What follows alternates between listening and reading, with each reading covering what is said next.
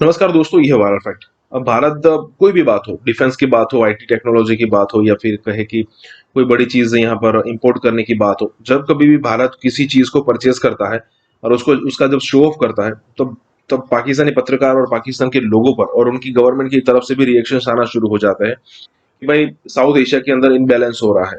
इतनी बड़ी भारत जो खरीदी कर रहा है या फिर परचेजिंग कर रहा है यहाँ पर डिफेंस के क्षेत्र में, तो यहाँ पर सिचुएशन ये हो जाती है कि पलड़ा एक तरफ झुक जाता है, मतलब कि भारत की तरफ झुक जाता है। अब पाकिस्तान को यह है कि अगर भारत ये चीज नहीं खरीदेगा तो पलड़ा हमारी तरफ भारी रहेगा, मतलब कि पाकिस्तान की तरफ रहेगा, लेकिन ऐसा बिल्कुल है नहीं। इवन हम कुछ ना भी खरीदे तो भी भारत का पलड़ा कई सालों से भारी है। अब अगर आपके पास पैसे है, अगर आप उसका खर्च कर सकते हो, अगर आपका जीएसटी कलेक्शन 1.6 लाख करोड़ आता है, अगर आपकी और भी आईटी फील्ड में भी बहुत बड़ी मात्रा में यूनिकॉर्न्स बन रहे हो, मतलब आपके वहां पैसा आ रहा है, तो आप अपनी सिक्योरिटी, मतलब कि आपकी जनता की सिक्योरिटी के लिए ये सारी चीजें डेफिनेटली करेंगे। लेकिन पाकिस्तान के अंदर इसको थोड़ा नेगेटिवली देखा जाता है, हालांकि भारत की प्रोग्रेस को भी यहाँ पर नेगेटिवली ही देखा जाता है। दोस्तों, इसी के साथ ये वीडियो शुरू करते हैं और आपसे रिक्वेस्ट है कि अगर आपने हमें सब्सक्राइब अब तक नहीं किया तो जरूर कर दे। वीडियो शुरू करते हैं। हिंदुस्तान का रिपब्लिक डे गुजरा है और वहां पर क्या चीजें हुई हैं, क्योंकि पाकिस्तान के फॉरेन ऑफिस से एक स्टेटमेंट आया है कि बहुत बड़ा ताकत का मुजाहिरा किया है। यकीनन रिपब्लिक डे पे जिस तरीके से वेपन्स को और ये सारी चीजें दिखाई जाती हैं, तो उस तरीके से यकीनन हिंदुस्तान ने भी बजट बहुत बड़ा है, उनके पास बहुत ज्यादा असला खरीद रहा है हिंदुस्तान, नई नई चीजें ले रहा है, वो जेट फाइटर्स हो, मिसाइल टेक्नोलॉजीज हो या कुछ और हो। क्या वजह है? आप इंडिया सेंट्रिक, और मैं ये कहता भी हूँ उसमें 1.5 बार जब कश्मीर इंडिया, तो वो पाकिस्तान की सिक्योरिटी पॉलिसी कम लगती है। Pakistan security policy from India point of view, from Kashmir point of view वो ज्यादा लगती है, तो उसको रीथिंक कर देना चाहिए। तो अगर आप 1.5 बार अगर किसी कंट्री का आप नाम लें और कश्मीर इंडिया करें और वहां से कोई रिएक्शन ही नहीं आया, वहां पे कोई उसको जिक्र ही ना करे, तो it's a very, I would say very strong message to the Pakistan security establishment. हमने 100 साल, अरे छोड़ दो 100 साल, मतलब ये 22 में क्या करोगे देख लो, 25 में क्या करोगे देख लो। 100 साल वाले 100 साल की गवर्नमेंट्स नहीं पता अच्छा, एक ये शगुफ है, आपको नहीं लगता? शगुफ नहीं, मैं आपको क्या बताऊंगा, मैं मतलब बिल्कुल, क्योंकि मैं बात अक्सर करता रहता हूँ, बिल्कुल इसमें कोई शक नहीं है। मुझे बड़ी सारी चीजें, मुझे यहाँ पे मतलब बहुत सारे दोस्त जो यहाँ पे होते हैं आपने वो नए कहते हैं। नए ऐसे वो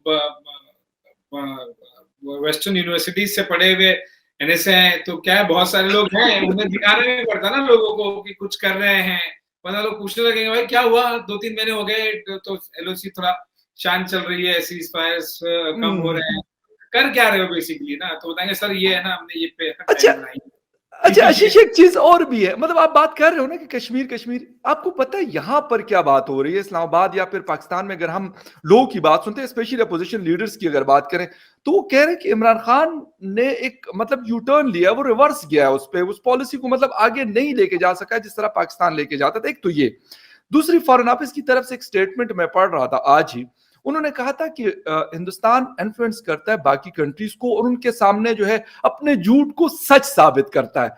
ये मुझे ये वाली मतलब ये वाला गुर जो है ना, मैं कहता हूं कि क्या गुर है कि मतलब हम क्यों नहीं दिखा सकते? इसके पीछे क्या ऐसी कहानी है कि ये कहते हैं कि यार वो झूठ बोल के और वो उसको सच साबित करता है? कश्मीर के हवाले से ये स्टेटमेंट आ जाए। देखो, 1-2 कंट्री हो तो फिर हम मानो भी, उस पर डिस्कस भी करो। पूरा वर्ल्ड माने तो मतलब ये क्या बात हुई कि पूरा वर्ल्ड बेवकूफ है?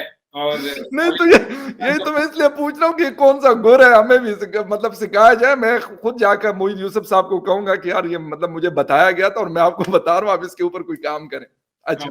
ये मतलब ये सच अ शैलो स्टेटमेंट, सीरियसली अगर आप देखें तो इस पे तो क्वेश्चन कर लेना चाहिए, इस पे तो वहां पर लोगों को नाप देना चाहिए, डिपार्टमेंट्स को, मिनिस्ट्रीज को, मिनिस्टर्स को, ब्यूरोक्रेट्स को नाप दो बॉस कि ये क्या है, ये कैसी उलझुल बातें आप कर रहे हैं, मतलब झूठ झूठ बोल के सच साबित कर दे रहे हैं।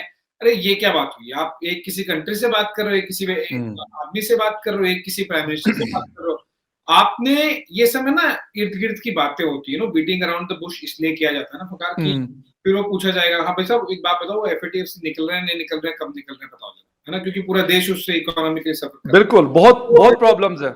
हाँ, वो इंडिया जाके ना एफएटीएफ में लोगों से ये बोल देगा, ये कर देगा। इंडिया अभी तक देखिए, इंडिया का अगर इतना मैं कहूंगा अगर सरफेस लेवल पे डिफॉल्ट लेवल पर अगर हमें इस तरह से पावर होता तो हम तो यूएनएससी के अभी परमानेंट मेंबर बन गए होते, हम तो बने नहीं है। सो इंडिया को भी अपनी बातें मनाने के लिए, अपनी बातें कहने के लिए, जो इंडिया के पॉइंट ऑफ व्यू, पाकिस्तान वाली चीजें तो छोड़ी दो, उसके लेके ज्यादा जिक्र होता नहीं मल्टीलैटरल फोरम्स पे और बायलैटरल फोरम्स पे, पहले होता था, अब ऑलमोस्ट नेग्लिजिबल होता है। सो इंडिया अपनी बातें करने, हमारे पास अपनी चीजें हैं, चेकलिस्ट है उस कंट्री के साथ, उस रीजन के साथ, वर्ल्ड के साथ में हमें क्या क्या करना है, कैसे कैसे करना है, इकोनॉमी है, बहुत सारी और चीजें हैं जहां पर हम फोकस करते हैं। ये थोड़ी कि सुनो सुनो भैया पाकिस्तान ने बोला ना वो ऐसा है, ये सब गॉन आर दो डेज, यू नो। अब वो फोकस अगर हम उस पर रखेंगे, बहुत सारे फॉरेन टूर्स पे, बायलैटरल्स और मल्टीलैटरल्स पे दर्जन भर से ज्यादा इस तरह के टूर्स पे मैं प्राइम मिनिस्टर की खुद रह चुका हूँ, देख चुका हूँ। आई lot of foreign ministers and foreign prime ministers and presidents, मेरे पर्सनल इंटरेक्शंस भी यहाँ पर भी एम्बेसी लेवल पे बहुत ज्यादा होते हैं। तो इस तरह का कभी कोई बात मुझे सुनने मिला नहीं कि इंडिया ने ये कर रहा है पाकिस्तान के पॉइंट ऑफ व्यू। मुझे ऐसा लगता है कि स्कीम ऑफ थिंग्स में इंडिया जस्ट ऑब्जर्व करता रहता है कि कुछ ज्यादा हो जाए तो फिर क्या करना है। Otherwise Pakistan is not in major scheme of things related to India's any domain policy. जिस तरह मोदी जी को हम देख रहे हैं कि बड़े एक किस्म की, मैं ये कहता हूं कि एग्रेसिव किस्म की पॉलिसीज लेके चलते, स्पेशली अगर हम उनकी फॉरेन पॉलिसी की बात कर लें, वर्ल्ड लीडर्स के साथ उनका मिलना हो, डिफेंस के ऊपर उनका कितना असर हुआ है कि उनके आने के बाद, अगर हम देख लें गालिबन 7वां या 8वां साल है उनको as a prime minister, second time prime minister बने हैं, तो कोई खास फर्क आप लोगों को नजर आता है कि अगर 8-10 साल पहले को हम देख लें या फिर आज 2022 में देख लें, तो कोई खास फर्क नजर आ रहा है, या मतलब ठीक है एक पुरानी पॉलिसीज को आगे वो भी कंटिन्यू करके आगे लेके जा रहे हैं? नहीं, बहुत बहुत फर्क है फरकान। और ये केवल बोलने और कहने वाली बातें नहीं है, अब तो इसके रिजल्ट भी शुरू हो गए हैं। मैं एग्जांपल दूंगा, जैसे कि अभी लगभग 1 साल पूरा भी नहीं हुआ है, मैंने जब LCA तेजस जो made in India fighter jet है उसको मैंने उड़ाया था, तो उसमें वो पोस्टर बॉय है मेक इन इंडिया का डिफेंस में। यू नो तेजस किस तरह से बहुत सारे कंट्रीज इंक्लूडिंग मलेशिया, जहाँ पे इमरान खान जी बहुत दोस्ती दिखाते थे ना कुछ साल पहले तक, मलेशिया इज ऑल्सो इंटरेस्टेड कि हमें खरीदना है तेजस, तो बातचीत चल रही है। सो उसको लेके, ब्रह्मोस को लेके और भी बहुत सारे जो कस्टमर कंट्रीज हैं और आर्म फोर्सेस हैं उन्होंने इंटरेस्ट दिखाया है। सो इंडिया की जो ऑन ग्राउंड पॉलिसी है ना, वो डिफेंस में बहुत ज्यादा इफेक्टिवली हमें फॉरेन रिजर्व, फॉरेक्स रिजर्व से लेके एक्सपोर्ट बनने तक, एक्सपोर्टर बनने तक, ये सब में दिखाई दे रही है। बहुत सारे 2-3 फटाफट मैं एग्जांपल देना चाहूंगा। इंडिया ने लिस्ट के बाद लिस्ट निकाल दी है और भी आगे लिस्ट निकलेंगे कि इन डिफेंस इक्विपमेंट्स पे, प्लेटफॉर्म्स पे या फिर पार्ट्स पे कंप्लीट बैन, हम इंपोर्ट करेंगे ही नहीं।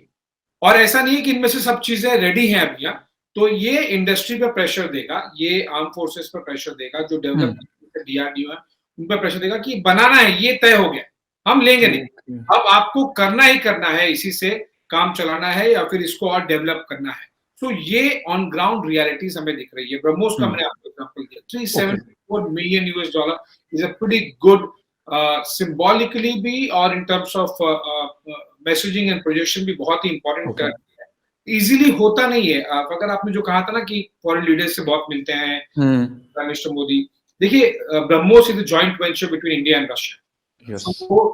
जब और आप किसी थर्ड कंट्री को आप एक्सपोर्ट करेंगे तो उसमें रशिया की मदद लगेगी, अप्रूवल लगेगी। बिल्कुल, बिल्कुल। तो वो पर्सनल रिलेशन और गवर्नमेंट वैल्यू, जब तक इंडियन गवर्नमेंट को वैल्यू नहीं देगी रशियन गवर्नमेंट और प्रेसिडेंट पुतिन, तब तक ये सब चीजें अप्रोच मिलेंगी नहीं।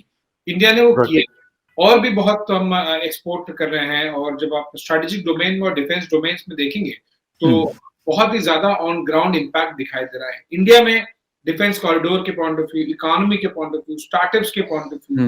एग्जाम्पल जैसे मैंने आपको दिया, 1000 इंडिजिनियसली डेवलप्ड ड्रोन्स हैं वो, जो बीटिंग द रिट्रीट सेरेमनी में आपको 2 दिन बाद दिखाई देंगे। वो बाहर से कहीं और से यूएस से नहीं लिया गया, वो इंडिजिनियसली डेवलप्ड। MSMEs मैं देख रहा हूँ बहुत अच्छे से डेवलप हो रहे हैं। लेकिन ये कहना कि हो गया, it will be too early, ये सब चीजें आपको पता है नो फकार की मिसाइल्स हो, फाइटर जेट्स हो, ये सब चीजें ना आज डिसाइड किया तो कल नहीं बनती है, इट टेक्स। बिल्कुल, बिल्कुल। तो वो प्रोसेस शुरू हो गया है, उसके रिजल्ट्स दिखने शुरू हो गए हैं।